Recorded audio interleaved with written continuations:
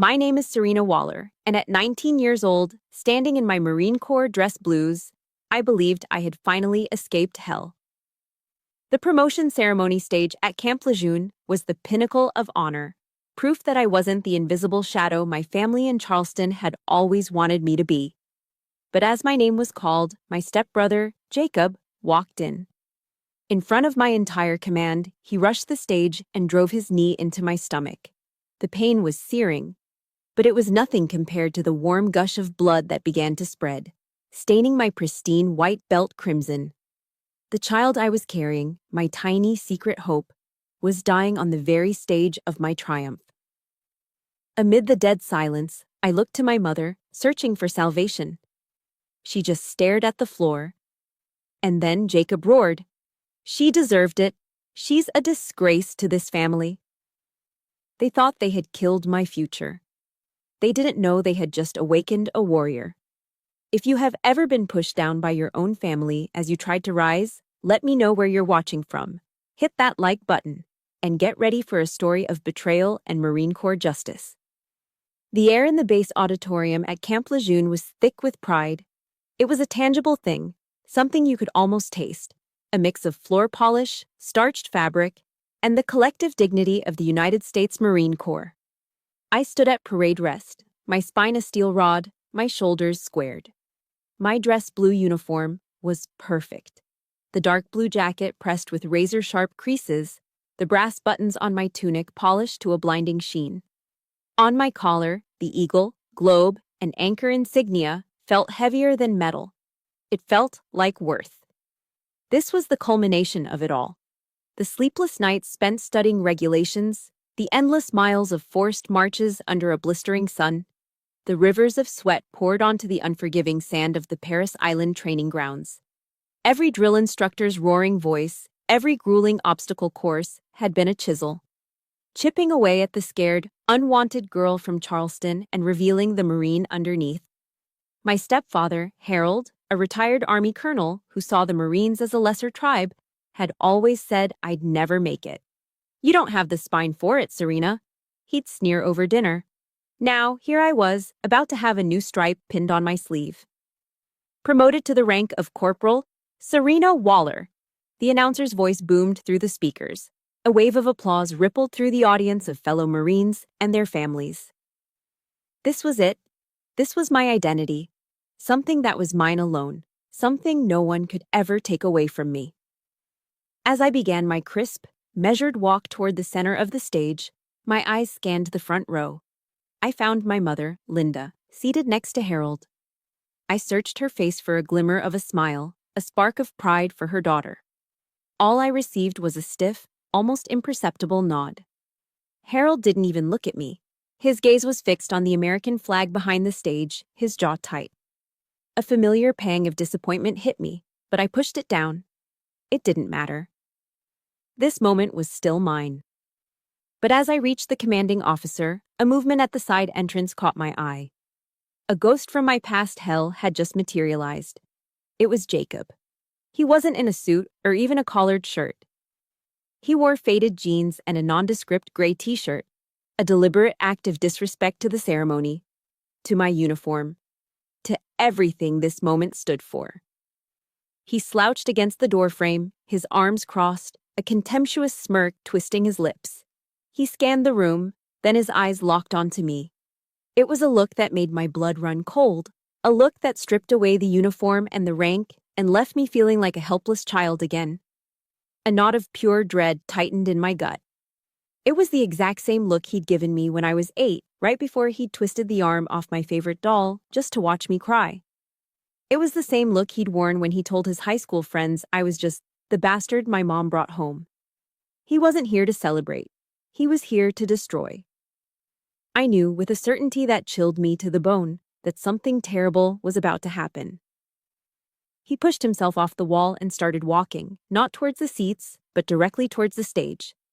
A few heads turned, confused. My commanding officer paused, his hand hovering over the new chevrons. Jacob moved with a predatory grace, his eyes never leaving mine. He mounted the steps in 2 quick strides. The room fell silent. There was no shouting, no argument. just his focused, hateful advance. Time seemed to warp, stretching and thinning until all I could hear was the frantic pounding of my own heart against my ribs. Then, it happened. His motion was brutally efficient. There was no shove, no preamble. He closed the last few feet between us and drove his knee, hard, into my abdomen. A guttural oof sound escaped my lips as the air was violently forced from my lungs. The pain was immediate and blinding. A white-hot explosion that felt like an iron fist crushing my insides. My vision swam with black spots. My knees buckled and I crumpled to the polished floor, my formal white cover tumbling from my head and rolling away. Then came a new sensation. A sickening, warm wetness spreading through the fabric of my uniform. I looked down. A dark stain was blossoming against the pristine white of my ceremonial belt. A horrifying crimson flower. It wasn't just blood. It was my future. My secret. My tiny, fragile hope, spilling out of me and onto the stage of my greatest achievement. Through the haze of pain, my eyes desperately sought my mother. Help me. Please. She sat frozen, her face a blank mask. And then, in a move that was infinitely more cruel than the physical blow, she turned her head, her gaze dropping to stare intently at the floor. She had abandoned me. At my side, I saw Harold. He wasn't looking at Jacob with rage. His hands were clenched into tight fists, his knuckles white, his expression one of pure fury. Directed at me. He was angry that I had caused this scene. A collective gasp went through the auditorium, a wave of shock that was quickly swallowed by a stunned, heavy silence. In that silence, every eye was on me. The fallen Marine.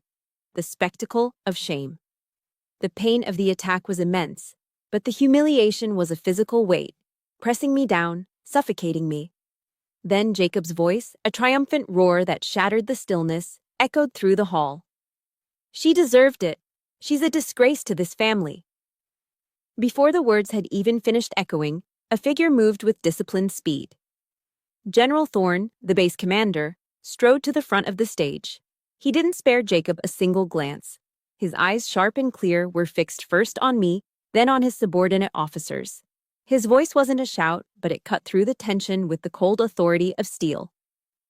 This is an assault on a United States Marine on active duty. Military police, apprehend the suspect and secure the scene. Every word was deliberate, powerful. The MPs moved instantly, converging on a stunned Jacob.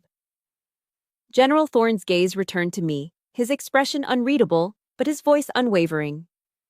And get a corpsman up here now. We have a Marine down. A Marine down.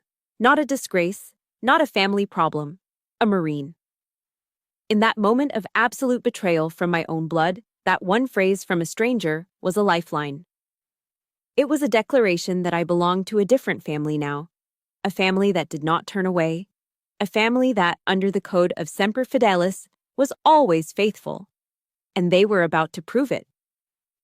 The sterile white of the hospital room was a blank canvas, and against my will, memory began to paint. The rhythmic beep of the heart monitor was a cruel metronome, counting out the seconds and dragging me back to a time when hope, not pain, was the thing that made my chest ache. The attack on the stage hadn't just broken my body, it had shattered a lock on a room in my mind I had tried so hard to keep sealed. A room filled with the ghosts of every humiliation that had led me there. The most vivid ghost was from my high school graduation day. I had been named valedictorian, the #1 student in a class of over 400. For months I'd poured my soul into that achievement, fueled by an almost desperate need to create a success so undeniable, so public, that even my stepfather, Harold, would be forced to acknowledge it. I spent countless nights hunched over my desk, rewriting my commencement speech until every word shone.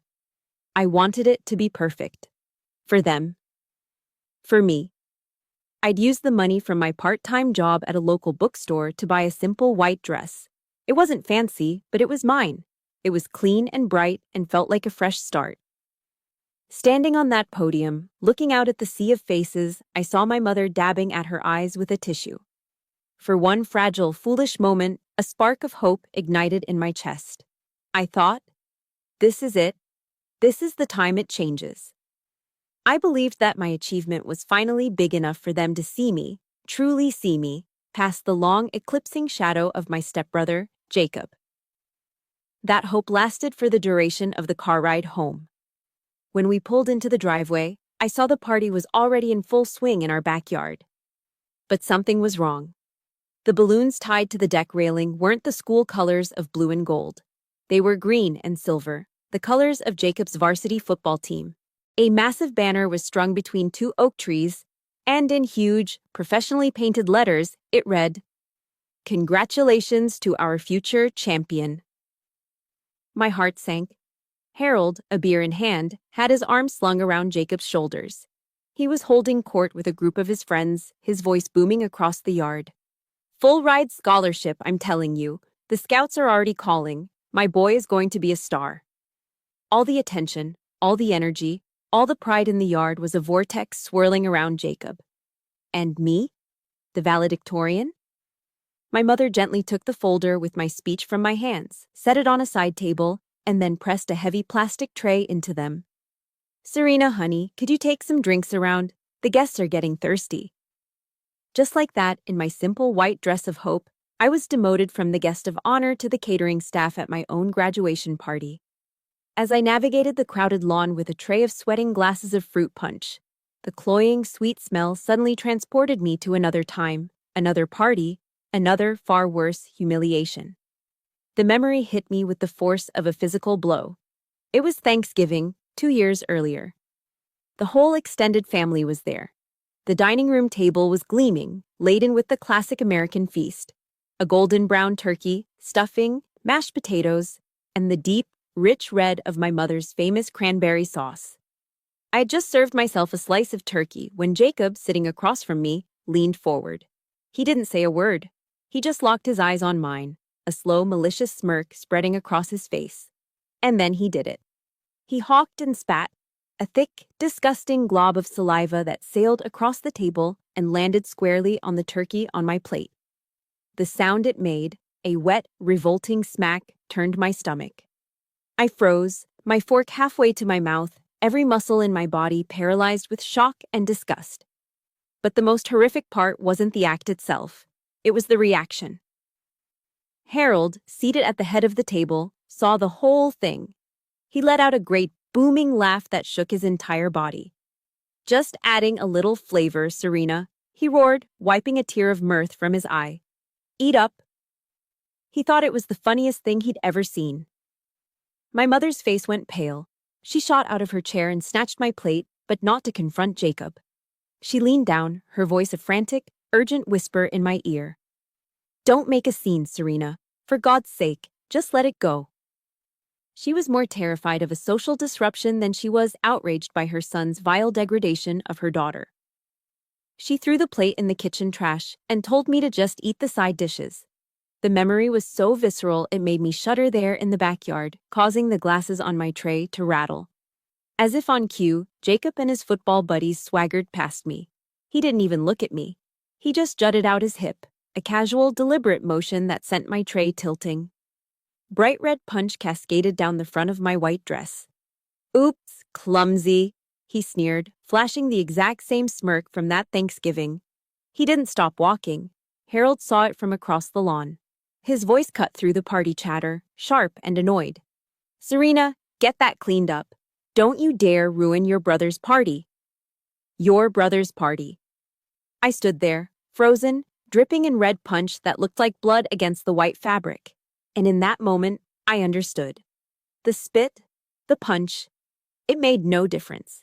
In their eyes, I was not a person to be celebrated. I was just something to be stained, something to be spoiled, a background character whose only purpose was to make their golden boy shine brighter. The stain wasn't an accident, it was my designated place in the family portrait. If you know exactly what it feels like to have your biggest accomplishment treated like it was nothing, hit the like button for every person out there who has felt invisible. And tell me in the comments one achievement of yours that deserved a parade. I want to celebrate it with you. That night, alone in my room, I stared at my reflection in the dark window. The proud valedictorian from the morning was gone, replaced by a girl in a soiled dress. her face streaked with tears she refused to let make a sound. The question that had been a whisper in the back of my mind for years finally screamed for an answer. Was there anywhere on this earth where I would be treated like a human being? The answer to that question was Paris Island. The bus ride to Paris Island, South Carolina, was the answer to the question I had screamed into my pillow. The air that hit me when the doors hissed open was like a physical wall, thick, humid, and buzzing with the deafening chorus of cicadas, the sound of the low country itself. Then came the human noise, the screaming. It tore through the air, raw and ferocious. From the throats of men and women in crisp uniforms and campaign hats, the legendary drill instructors. Get off the bus. You are no longer mommy's little darlings. You belong to the United States Marine Corps now. Yellow footprints were painted on the asphalt, and we were ordered onto them, our civilian lives ending the second our sneakers touched the paint. For the other recruits stumbling off the bus, wide-eyed and terrified, this was a culture shock of the highest order. For me, it was strangely familiar. I had grown up in a house of yelling. But this was different. Harold and Jacob's rage was chaotic, personal, and designed to break me down for their own satisfaction. This was structured. This had a purpose. This was not about destroying me. It was about forging me into something new. The days that followed blurred into a relentless cycle of deconstruction and reconstruction. Life became a series of motions, repeated until they were etched into muscle memory. Pre-dawn marches where the world was still gray and silent, our boots the only rhythm. Obstacle courses under a punishing sun that beat down on the back of my neck, turning the air into a shimmering haze. Hours spent in the sweltering armory, disassembling and cleaning my rifle until my hands were raw and blistered, the smell of gun oil permanently ingrained in my skin. Every muscle in my body screamed in protest. My lungs burned with every ragged breath. I was being systematically broken down, stripped of my individuality, and remade into a single, functioning part of a larger whole. There was no Serena Waller anymore. There was only Recruit Waller. The ultimate test was the Crucible, a brutal 54-hour combat simulation designed to be the final forge. With minimal food and even less sleep, we were pushed beyond every conceivable limit. On the second night, during a long, forced march through a swampy trail, my body finally gave out. My legs buckled, and I collapsed into the mud, my pack feeling like it was filled with lead. I couldn't move, I couldn't breathe, I was done. As I lay there, ready to quit, two images flashed in my mind's eye with startling clarity. Jacob's sneering, triumphant smirk as he spat on my food, and Harold's cold, dismissive eyes as he called my graduation a ruin. A surge of white-hot anger, hotter than the South Carolina sun, flooded my veins. It was a fuel more potent than any food or rest. The pain from my family was a deeper, more familiar wound than the pain in my muscles. I knew that pain. I had lived with it my whole life. This physical agony was temporary. The agony of returning to Charleston a failure would be eternal. I clenched my jaw, tasting mud and grit, and forced myself back to my feet. I hefted my pack, squared my shoulders, and kept marching. The past I was running from had just become the engine that propelled me forward. But escaping the ghosts of my family was one thing. Escaping the need for them was another. The most sacred ritual at Paris Island was mail call. Every evening, after the final formation, a drill instructor would walk into the barracks, a sack of letters slung over his shoulder. It was the one moment the constant tension broke. Recruits would hear their names, and a wave of relief would wash over their faces. They'd sit on their footlockers, some crying silently as they read words of love and support, others laughing at jokes from home. It was their lifeline to the world they'd left behind, a reminder of why they were enduring this hell.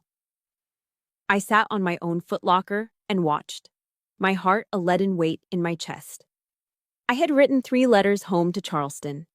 Not begging, not complaining, just short factual notes about the training, about the challenges. I held on to a sliver of hope that my mother, seeing me truly trying to build a life, might send back a single line of encouragement. Anything. But my name was never called. The mailbox for Waller S. was always empty. the silence from Charleston was louder than any drill instructor's scream.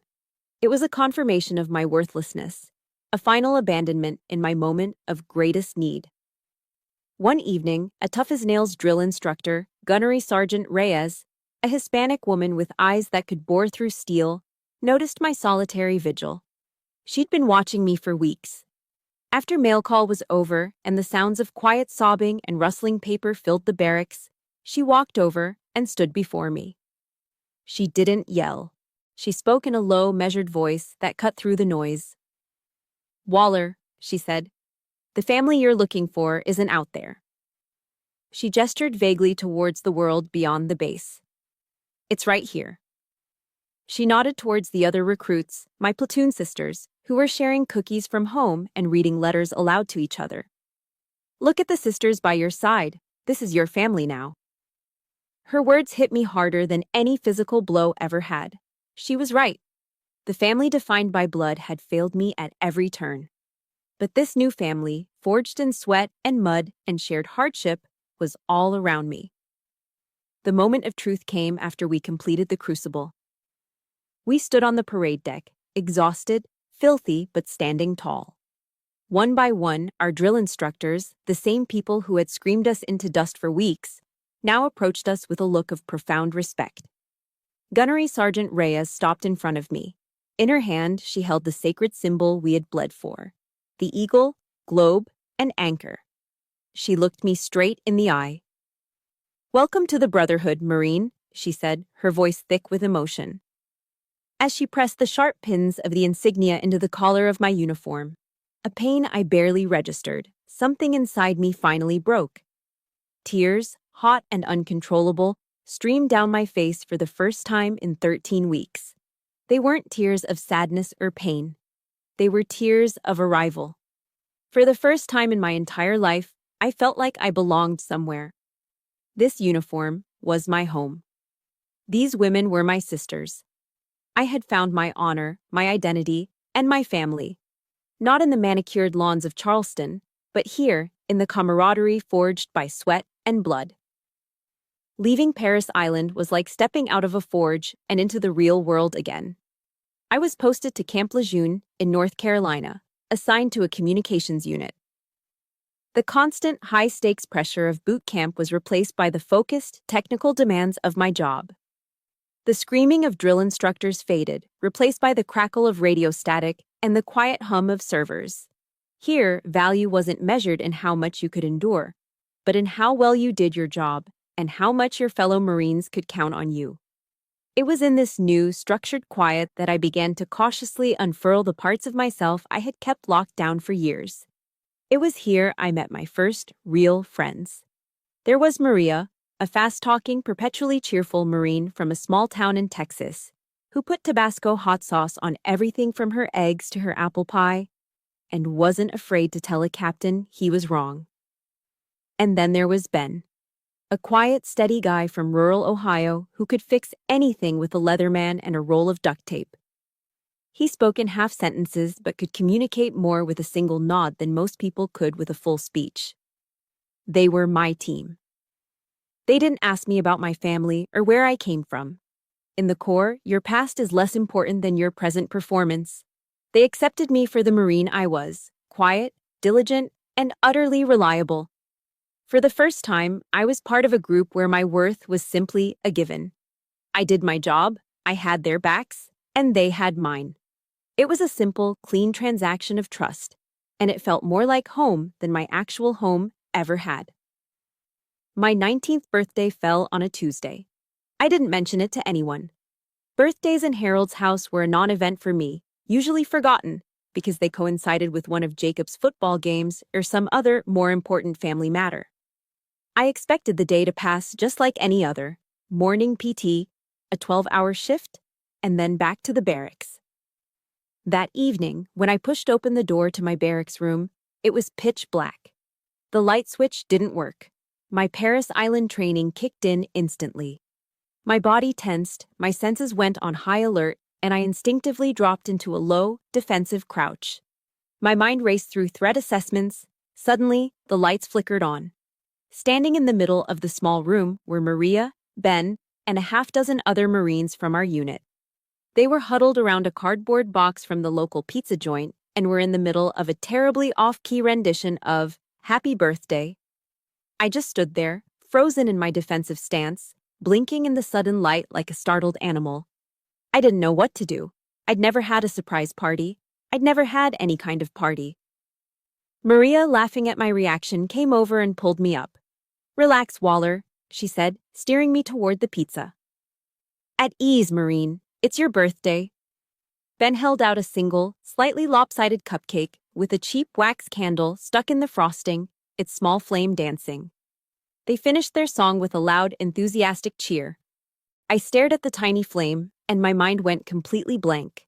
I didn't have any wishes prepared. I'd never been in a position to make one. The sheer, unexpected kindness of it all was overwhelming. This wasn't a grand gesture. It was pizza in a box and a 99-cent cupcake from the PX. But to me, it felt like a state dinner. It was the fact that they had remembered, that they had noticed, that my existence on this particular day was a reason for them to gather and smile. After I awkwardly blew out the candle, Maria handed me a small, clumsily wrapped box. "We all pitched in," she said, her usual bravado softened by a genuine warmth. My fingers fumbled with the wrapping paper. Inside, nestled on a bed of cotton, was a simple, elegant silver chain bracelet. It was thin and delicate, but as I picked it up, I saw a small metal tag attached to it. Etched into the silver were two words, the most sacred words in our world: Semper Fi. "It's short for Semper Fidelis," Ben said quietly, speaking a full sentence for once. "Always faithful." Maria put her hand on my shoulder. "So you remember you're never alone, you hear me?" she said, her Texas accent thick with sincerity. "You've always got us." That's when the dam I had so carefully constructed inside me finally broke. For all the years of silent endurance, for all the tears I had swallowed, this simple act of decency was the thing that finally brought them to the surface. I started to cry, not the quiet, hidden sobs of my childhood, but deep, shoulder-shaking sobs of profound, heartbreaking gratitude. It wasn't just a bracelet. It was a promise. It was an anchor. It was the first piece of evidence I had ever held in my hand that I mattered to someone. That night, I fell asleep with the bracelet on my wrist, the cool metal a comforting weight against my skin. For the first time in my life, I felt completely and truly safe. I felt loved. The warmth and security of my new family began to heal the old wounds. I started to believe that a different kind of life was possible. I even started dating another Marine, a nice guy from a different unit. It was a short-lived relationship, but it left me with an unexpected gift. One morning, after feeling off for a couple of weeks, I took a test from the base exchange. 2 pink lines appeared on the plastic stick almost instantly. Pregnant. A wave of ice-cold fear washed over me, followed by something else, something I hadn't expected. A fierce, quiet joy. This would be my family. A tiny human being that was mine to love, mine to protect. A child who would never, ever be made to feel the way I had. It was this newfound hope that led to my fatal miscalculation. I was getting promoted soon, a ceremony that represented my success and stability. I decided that this would be the perfect time to tell my family in Charleston. I imagined that the news of a grandchild, their first grandchild, might be the one thing powerful enough to finally bridge the chasm between us. It was a foolish, desperate hope, a naive and deadly one. The fragile peace I had built around myself at Camp Lejeune was shattered by a phone call. I had sent a letter to Charleston, a simple, formal invitation to my promotion ceremony. I didn't mention the pregnancy. I wanted to tell them that news in person, holding on to the naive hope that seeing my success, my uniform, and then hearing about their future grandchild all at once might somehow melt the years of ice. My mother called a few days later. Her number flashing on my screen gave me a jolt, a mix of childish hope and conditioned dread. I answered, my voice brighter than I felt. "Hi, Mom." There was no warmth in her reply. "Serena, I got your invitation." A pause. "Your stepfather and I were talking. Is it really necessary to have such a big ceremony?" I was stunned into silence. "What?" Well, you know your brother Jacob is having a hard time finding a job right now, she said, her voice dropping into a tone of gentle, conspiratorial reason. You being so successful, it makes him feel bad. It's putting a lot of stress on the family. I couldn't believe what I was hearing. The words were so absurd, so twisted that my mind struggled to process them. Mom, it's my promotion. It's part of my career in the Marine Corps. I didn't do this at him. I know that, sweetie, she cooed, and that single word, sweetie, was a weapon, designed to make me feel like an unreasonable child. But family is about supporting each other, isn't it? Try not to make everything about you.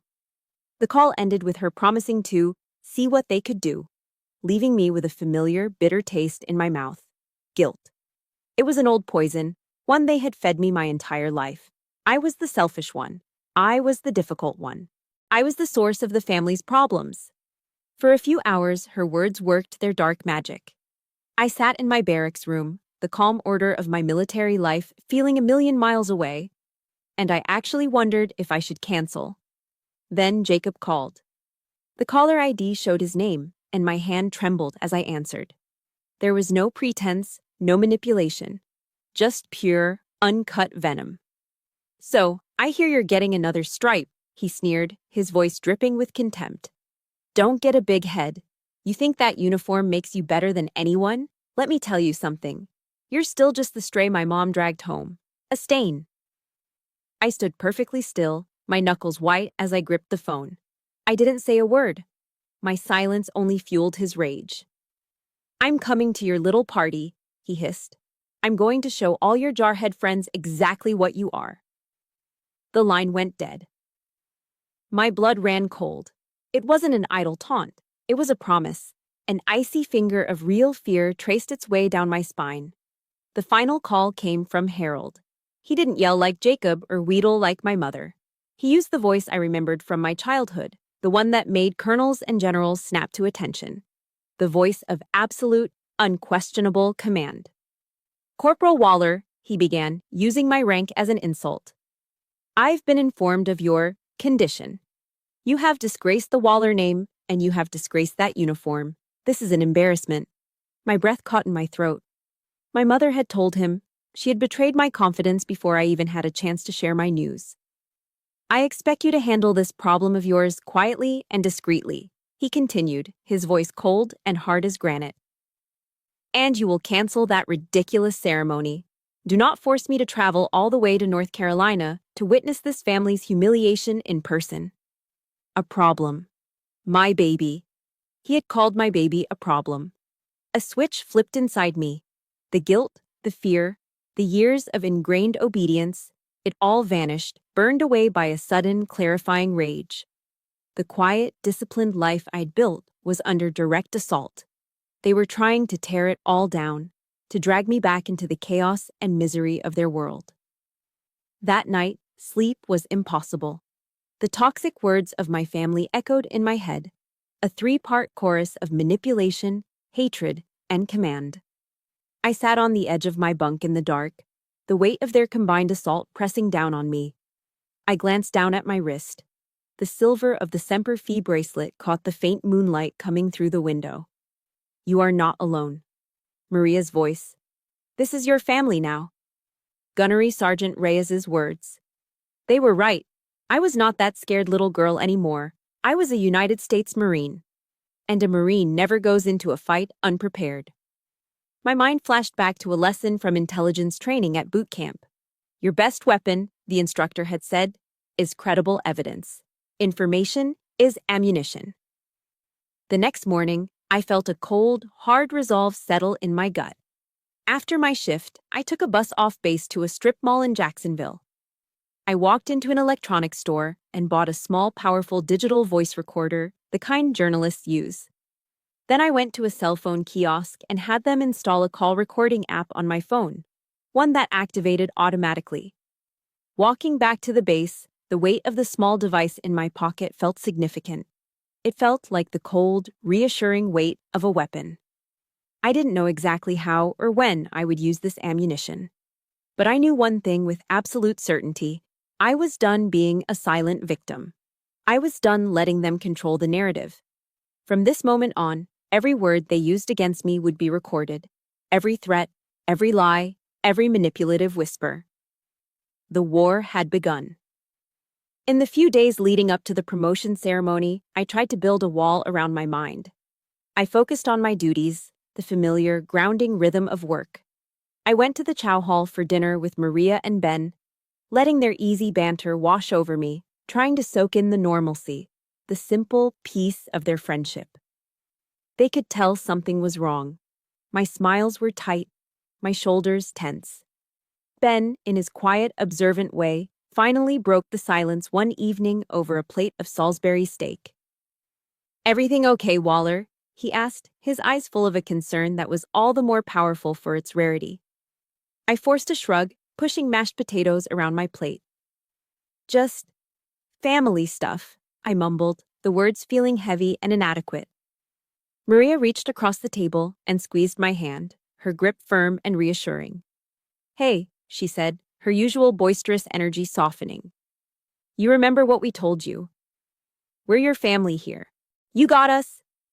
Her words were a small shield, a momentary reprieve from the anxiety that was coiling in my gut. But even with their support, I couldn't shake the feeling of impending doom. The storm was coming. It broke the night before the ceremony. My phone rang, and my mother's name lit up the screen. I let it ring twice before answering, my heart hammering against my ribs. This time, her voice wasn't manipulative or cloying. It was raw, undiluted panic. "Serena, listen to me. Jacob is on his way there. He left a few hours ago. He's furious, Serena. Please, for my sake, call your commanding officer. Tell them you're sick.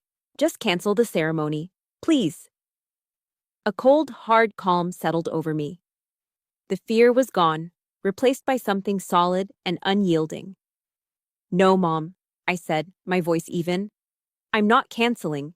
I earned this." Her panic dissolved into hysterical, wheezing sobs.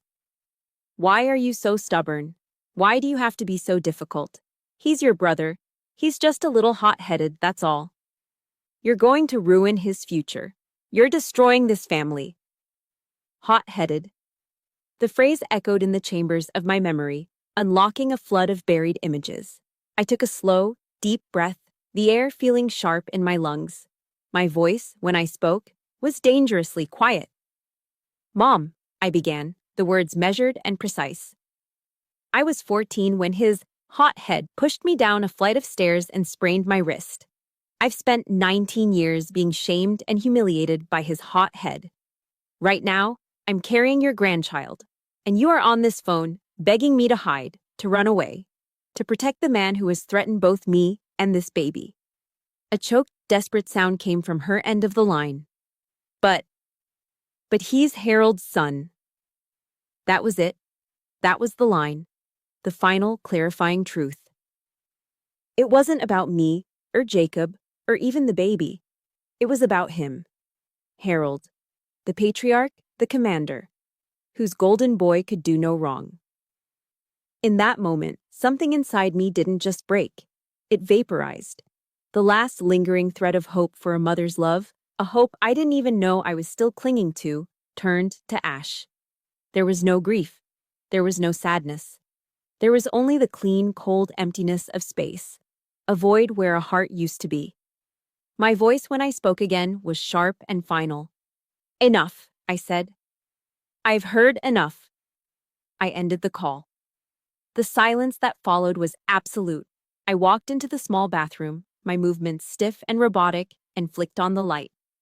I stared at my reflection in the mirror over the sink.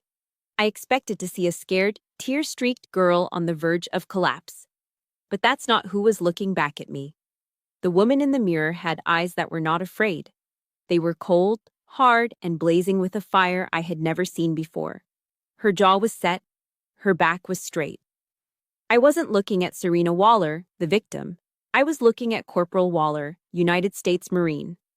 And in that instant, I realized the fatal miscalculation they had all made. For years, they had treated me like prey, like a timid sheep to be herded and tormented for their amusement. They had cornered me, pushed me, and threatened me. thinking I would eventually just lie down and break. They never realized they weren't cornering a sheep. They had just backed a wolf into a corner. If you have ever had a moment in your life where you finally said, "Enough is enough," hit that like button to stand with everyone who found their strength. And if you believe I made the right choice, comment with a simple warrior below. I want to know you're with me. My hand reached for my phone, steady and sure. There was no hesitation, no second guessing. I scrolled through my contacts, bypassing Maria and Ben, bypassing everyone in my chain of command. I went straight to the top. I found the number for the office of the commanding general of the base, General Thorne. I knew it was an incredible breach of protocol, a leap over a dozen ranks. But this was an extraordinary situation. This was no longer a family squabble. This was a direct threat against a Marine on his base. I wasn't going to wait to be a casualty. I was reporting an imminent threat. The battle was coming, but it would be fought on my terms. The call from General Thorne's office came the morning of the ceremony. It was delivered by a stern-faced gunnery sergeant, and it was a summons, not an invitation. My heart hammered against my ribs. I had broken the chain of command in the most dramatic way possible. I had leaped over captains, majors, and colonels to get to the top. I walked across the base to the command building, my back ramrod straight, my mind preparing for a formal reprimand, or worse. General Thorne's office was exactly as you'd imagine, large and imposing, the walls adorned with commendations, ceremonial swords, and the proud flags of the United States and the Marine Corps. He wasn't sitting behind his massive mahogany desk. He was standing by the window, looking out over the parade grounds. He turned as I entered, and his expression wasn't angry. It was serious, unreadable. He gestured to one of the leather chairs in front of his desk. "Sit down, Corporal." I sat, my hands clasped tightly in my lap to keep them from shaking. "Corporal Waller," he began, his voice calm and even. "Report." It wasn't a question. It was a command. And my training took over. All the fear and emotion drained away, replaced by the focused clarity of a mission briefing. I delivered the report concisely, factually, without a tremor in my voice. I detailed the history of abuse, the pattern of manipulation, and the direct threats that had been made against me and my unborn child. I spoke not as a daughter, but as a Marine, reporting a clear and present danger. When I finished, the room was silent. General Thorne hadn't interrupted once. He had just listened, his gaze unwavering. "I have the recordings of the most recent calls, sir," I said, my voice steady. He nodded. "Proceed." I placed the small digital recorder on the polished surface of his desk. The wood felt cool and solid beneath my fingers. I pressed play. The toxic voices of my family filled that sacred space. Jacob's snarling hatred, Harold's cold, dismissive command, my mother's manipulative sobs. The general stood motionless, his hands clasped behind his back, his jaw tightening with every recorded word. The contrast between their chaotic cruelty and the quiet dignity of his office was staggering.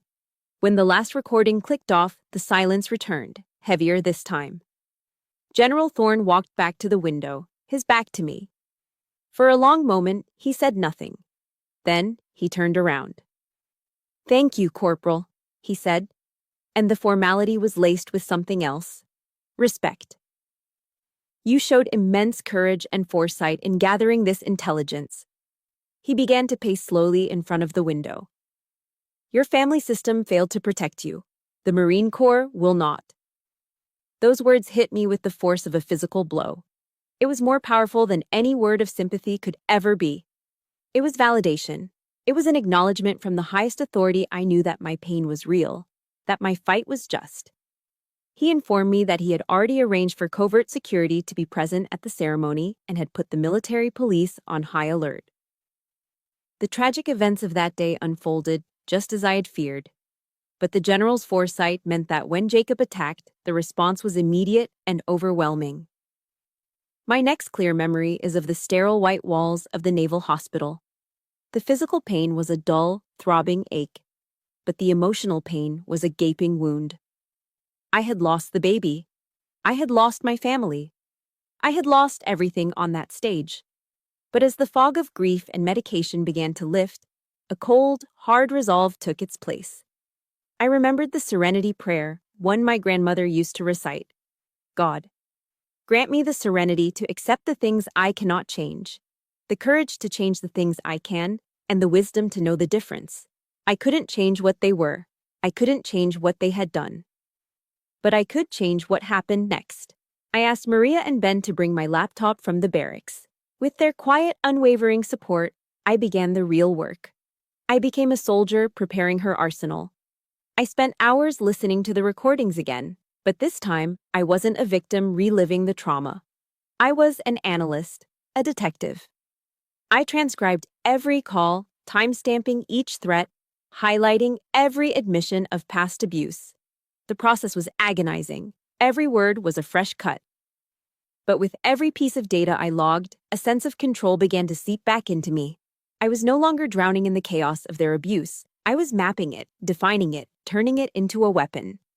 I wrote a detailed, chronological statement documenting every incident I could remember, from the broken doll to the spit on my Thanksgiving plate to the stolen graduation party. I transformed the messy, chaotic pain of my past into a structured, orderly case file. My grief was the fuel, but discipline was the engine. A few days later, General Thorne came to visit me in the hospital. He wasn't alone. With him was a woman in the crisp uniform of a Marine captain. Her collar bore the insignia of the Judge Advocate General's Corps, the JAG. She was sharp, with intelligent eyes and an air of confidence that was both calming and formidable. "Corporal Waller," the general said, "this is Captain Jessica Morales. She's one of our finest prosecutors." He paused, then added, "She requested to take your case personally." Captain Morales stepped forward and offered a small, knowing smile. It wasn't a smile of pity, it was a smile of understanding. "Serena," she said, dropping the formalities and making it clear this was more than just a case. "I've been where you are. My family didn't believe me either." She looked me straight in the eye, and in her gaze I saw a reflection of my own fire. "We're going to win this fight. Not as a lawyer and a client, as Marines." The court-martial was held in a formal, sterile room on base that smelled of old wood and institutional polish. It was a space built for cold, hard facts. An American flag and the flag of the Marine Corps stood proudly in the corner, their colors a stark, solemn backdrop to the drama about to unfold. I walked in, flanked by Captain Jessica Morales, my own posture mirroring the rigid straightness of the flagpoles. Across the room, I saw them. Jacob was at the defendant's table, dressed in an expensive-looking suit, a smirk playing on his lips. He looked confident, almost bored, as if this were just an annoying administrative hurdle. My mother and Harold sat in the front row of the gallery. Harold sat stiffly, his face a mask of indignation. My mother wouldn't look at me. She just stared at her own hands, twisting them in her lap. I took my seat next to Captain Morales. I was wearing my service Alpha uniform, the green jacket and khaki shirt, a suit of armor I'd earned. I felt its weight on my shoulders, a reminder of who I was now. I was not a cowering victim. I was a witness. I was a Marine, ready to perform my duty. Jacob's civilian lawyer, a slick man with a gold watch, began his opening statement by painting a picture of me as an unstable, dramatic, and promiscuous young woman. He implied my pregnancy was the result of carelessness and that I was an attention seeker, prone to exaggeration. He was trying to build a narrative where I was the problem, the agent of chaos in an otherwise respectable family. When it was my turn to take the stand, he came at me with a barrage of carefully worded questions designed to trip me up. "Corporal Waller, isn't it true you had a contentious relationship with your family?" "I would describe it as abusive, sir," I answered calmly, my voice even. "And this pregnancy," he said, gesturing vaguely. "It wasn't from a long-term, committed relationship, was it?" "No, sir." "So you were emotional. Unstable, perhaps, after the relationship ended?" "No, sir. I was pregnant, and I was assaulted by your client." I answered every question with the same direct, factual simplicity. I refused to let him twist my words or lead me down a path of emotional speculation. I stuck to the facts, just as Captain Morales and I had rehearsed. This was a battlefield of words, and I would not give him an inch of ground. The tide began to turn when Harold was called as a character witness for Jacob. He walked to the stand with the unshakable arrogance of a man used to being the most powerful person in any room. He introduced himself as Colonel Harold Waller, United States Army, retired. He spoke glowingly of Jacob's athletic prowess and leadership potential. He painted me as a difficult, resentful child who had always been jealous of her brother. During cross-examination, Captain Morales was masterful. She approached him with deference. "Colonel Waller, thank you for your service. As a retired officer, you understand the importance of integrity and honor, correct?" "Of course," he boomed. "And you would agree that making a threat against a service member is a serious offense?" "Naturally." "Then why?" Captain Morales asked, her voice still respectful but with an edge of steel. "Did you call Corporal Waller and order her to handle the problem of her pregnancy and cancel the ceremony, a direct attempt to intimidate a witness and cover up a threat?" Harold's face turned a dangerous shade of purple. "I have no idea what you're talking about," he blustered. "Don't you?" Captain Morales said, turning to the panel. "Permission to play audio evidence file 3, Your Honor." The decisive blow, however, came when I was recalled to the stand. Captain Morales's questions were simple. "Corporal Waller, did your family contact you in the days prior to the ceremony?" "Yes, Captain." "Did they pressure you to cancel the event?" "Yes, Captain." "What did they say?" Jacob's lawyer shot to his feet. "Objection. Hearsay." "Your Honor," Captain Morales said smoothly. "It's not hearsay if we have it on tape." She nodded to the tech sergeant. And then, the secret weapon was deployed. The recordings. Jacob's hate-filled voice, snarling that I was a stain and promising to expose me, echoed through the silent courtroom. Then came Harold's cold, commanding voice, calling my baby a problem and demanding I cancel the ceremony. And finally, my mother's tearful, manipulative pleading. The raw, undeniable toxicity filled the air, a poison cloud that choked out all of Jacob's lawyer's carefully constructed lies. I watched Jacob's face. The smug confidence drained away, replaced by a pale, slack-jawed shock.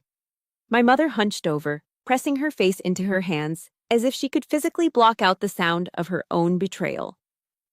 The final witness was General Marcus Thorne. He took the stand with the quiet, immense gravity of a 4-star general. He described what he had witnessed at the ceremony, his testimony delivered in the clear, precise language of a military commander.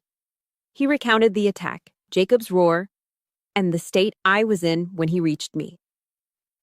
Jacob's lawyer, desperate now, tried to cross-examine him. "General, isn't it possible you misinterpreted a simple family dispute?" General Thorne fixed the lawyer with a look of pure ice. "Counselor," he said, his voice low but carrying to every corner of the room, "I have served for 30 years in this corps. I know an assault when I see one. And what I saw on that stage was one of the most cowardly and dishonorable assaults I have ever had the misfortune to witness." His words landed with the finality of a guillotine. You could feel the entire case collapse. The panel of officers deliberated for less than 20 minutes. The foreman, a stern-faced colonel, stood and delivered the verdict. "On the charge of assault, this court finds the defendant guilty." The gavel slammed down, the sound cracking like a rifle shot in the silent room. Jacob crumpled in his chair, a strangled, guttural sob escaping his lips. My mother wailed. I didn't feel a surge of joy or triumph. There was no victory parade in my soul. There was only a vast, quiet, and profound sense of relief. The nightmare, at last, was over. There was no celebration after the verdict. No triumphant dinner, no popping of champagne corks. I walked back to my barracks room, the silence of the empty space wrapping around me like a heavy blanket. The war was over. I had won. But I felt hollow, an empty battlefield where victory and loss looked devastatingly similar. Justice had been served, but my baby was still gone. My family was shattered beyond repair. Captain Morales found me a few hours later, sitting on the edge of my bunk, just staring at the wall. She didn't offer congratulations. She just handed me a steaming styrofoam cup of black coffee. "This part is normal," she said, her voice gentle. There are casualties in every war, even the ones we win. Give yourself time to grieve what was lost. Her words gave me permission to feel something other than relief. The legal battle was over, but the war for my own healing had just begun. A request came the next day. My mother wanted to see me before she and Harold drove back to Charleston. I agreed to meet her at a small neutral coffee shop off base. I needed this meeting to be on my terms, away from the charged environments of the base or a home. She looked 10 years older than she had in the courtroom. The fight had drained her, leaving her looking frail and defeated. She started to cry before the waitress even brought our coffee, a torrent of words pouring out of her about how devastated Harold was, about how Jacob's life was ruined, about the shame this had all brought upon them. Not once did she ask how I was feeling. Not once did she mention the grandchild she had lost. Finally, her frantic monologue wound down. She looked at me, her eyes pleading. "I know you're angry, Serena," she whispered. "But if you had just been a little more yielding, it never would have come to this." I looked at my mother, the woman who had given me life, and I felt no anger. The fire of my rage had burned out, leaving behind only the cold ashes of a profound and infinite sadness. It was the sadness of accepting a final, unchangeable truth. She would never understand. She was a permanent resident of their world, a world where Harold's pride was the son, and Jacob was the heir apparent. "Mom," I said, my voice soft but firm, devoid of accusation, "I've been yielding my entire life." I reached across the table and placed my hand over hers. Her skin felt like paper. "I love you. I think I always will. But I can't live in their shadow anymore. I can't." That was the goodbye. The final boundary drawn not in anger, but in the quiet sorrow of self-preservation. I never saw Harold again. I didn't need to. Instead, I wrote him a letter. It wasn't long, and it contained no blame.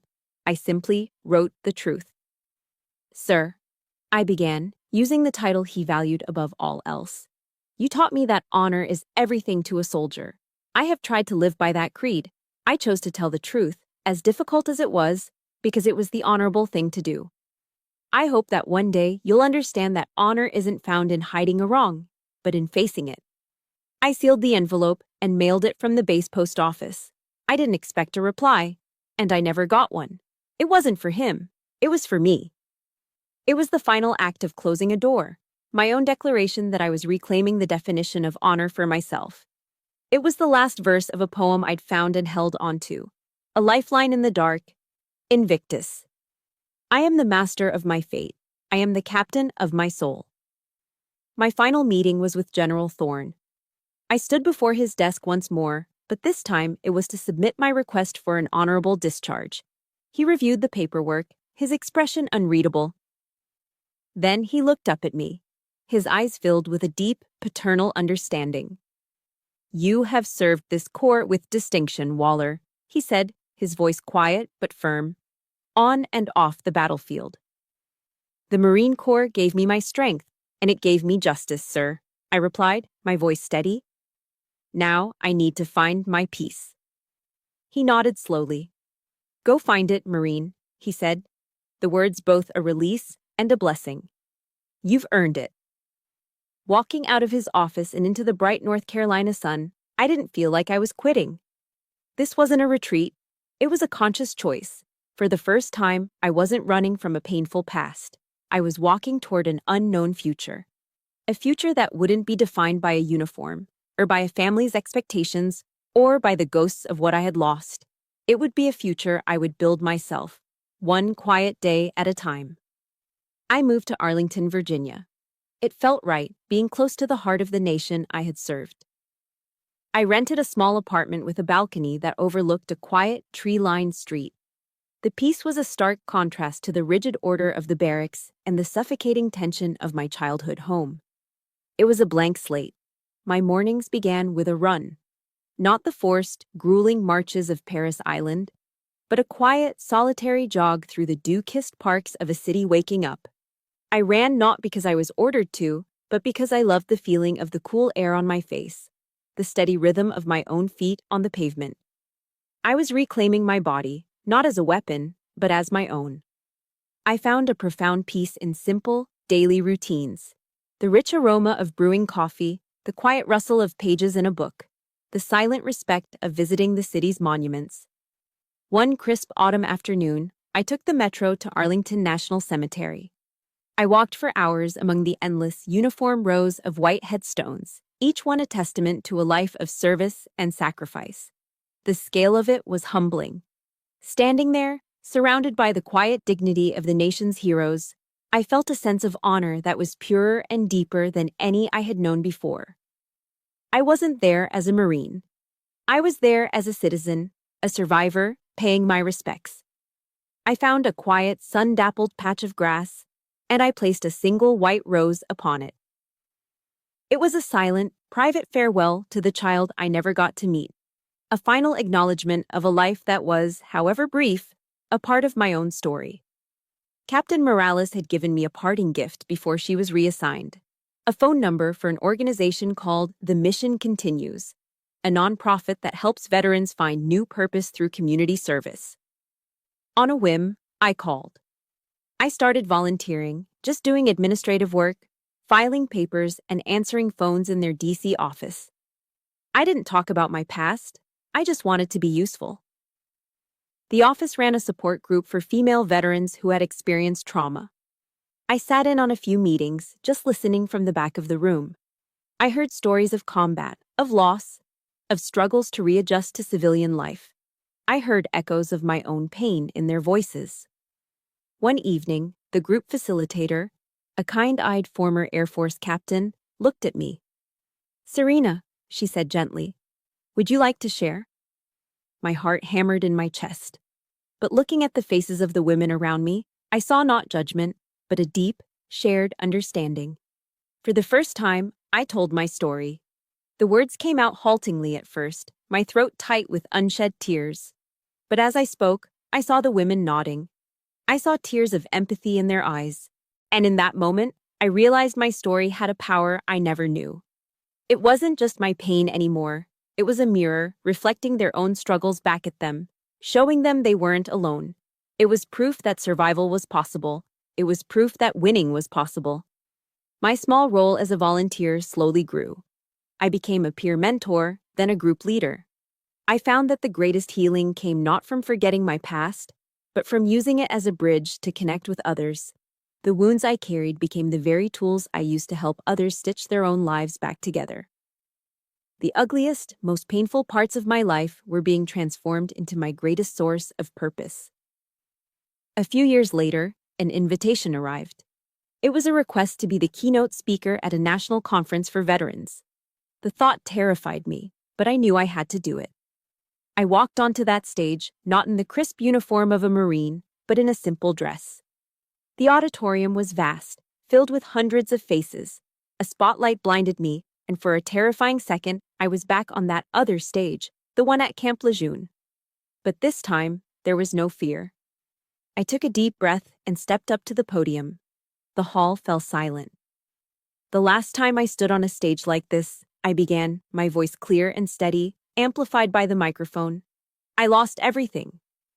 I told them my story, all of it, not with the anger of a victim, but with the calm clarity of a survivor who had navigated the darkness and found her own way into the light.